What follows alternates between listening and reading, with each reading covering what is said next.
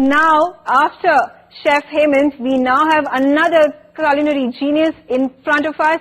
Yes, it is Chef Sabi or Sabyasachi Gorai, which is his full name. He has catered to a lot of restaurants. He's worked with Olive, one of the best restaurant chains across the country. We take a look at his journey and then we come back with the man himself.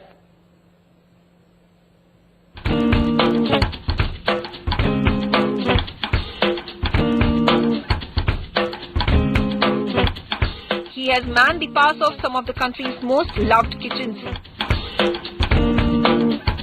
He has cooked for luminaries, Bachchans, Ambanis, F1 teams, you name it.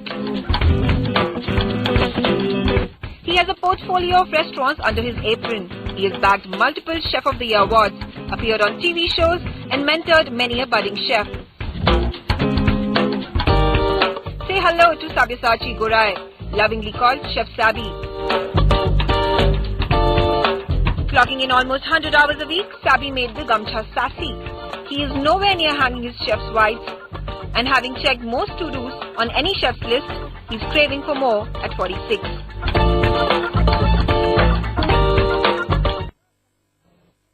Well, welcome on our show, Chef Sabi. Thank you so much. It's a pleasure to have you on Urban Hustle. Tell us something about your humble beginnings. How did you start your journey into being a chef? This has been a very, very long journey as a chef in the industry, but interestingly, I had never planned to become one. I was primarily one of the backbenchers struggling with my education and my learning, partly dyslexic. This profession happened purely by default because primarily the entrance was much easier than engineering and medicals and all the other board exams that got you through the graduate officers program. So as I entered the hotel school, it was purely by default.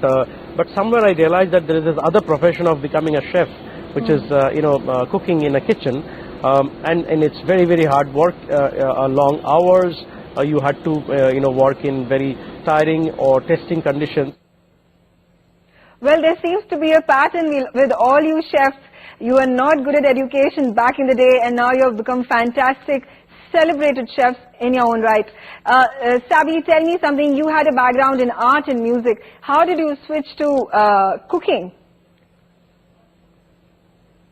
I take a lot of inspiration, like for art, it's always an inspiration. You look at nature, you look at the sky, you look at architecture, you look at landscape, you look at the ocean. So similarly, even for food, I take inspiration from art, I take inspiration from music. It's like a symphony, like the rag, we say that, it's a symphony. Let's say if you're doing jugalbandi, it's a tabla and a sitar. So similarly, when you're marrying food ingredients, it's a jugalbandi of ingredients. How beautifully can you marry them when you're marrying ingredients from different culture, or let's say different seasons, or let's say different biodiversity. You're marrying something from the hills to something from the ocean.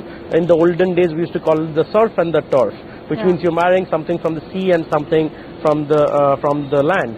So I take a lot of inspiration to bring the symphony onto the plate from my background of art and music both.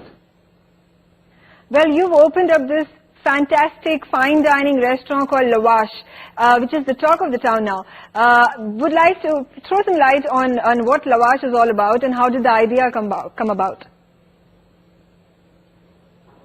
So I've been with the Olive Bar and Kitchen chain for the longest time, worked with them to develop Guppy and Olive Beach, Olive Bistro, Lap, various brands, involved with the team that did Monkey Bar and Fatty Bao later on. And then finally I left Olive while I was also running an academy. Interestingly, Mr. Singh or Mr. A.D. Singh, the legendary Mr. A.D. Singh said, why don't you continue to work with us as a consultant, and since you're a Bombay boy, we're trying to develop this Bombay Rani Cafe, and who better than you?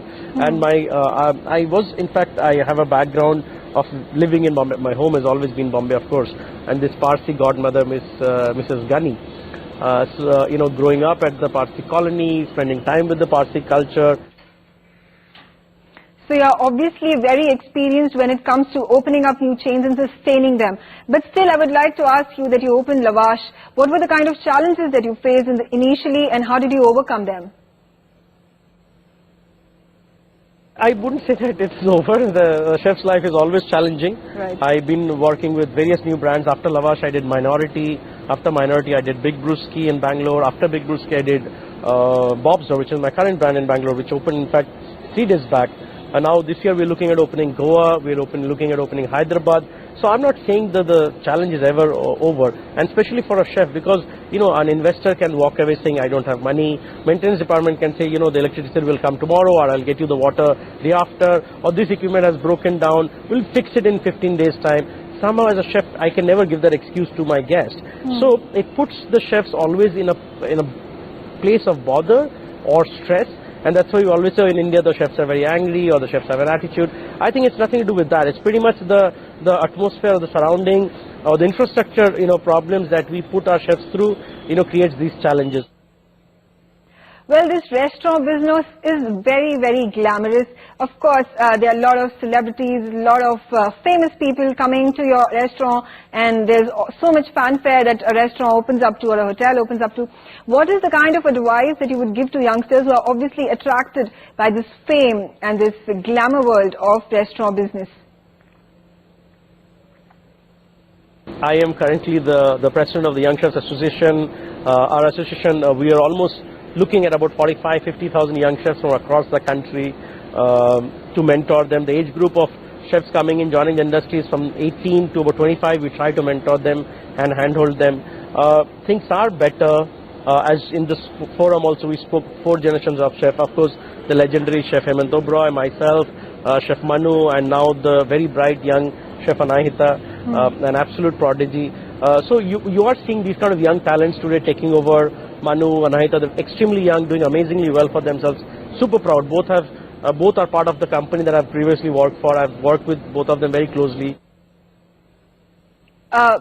Okay, so you have had a fairly long journey wherein you have achieved so much in life, but I would still like to know what next for you. Now, what is the next thing that's going to challenge you, that's going to test your abilities, and what is the new thing that we can look forward for from you? I'm very much a cook at heart, and I continue to be that. I have tried my hands on MasterChef, the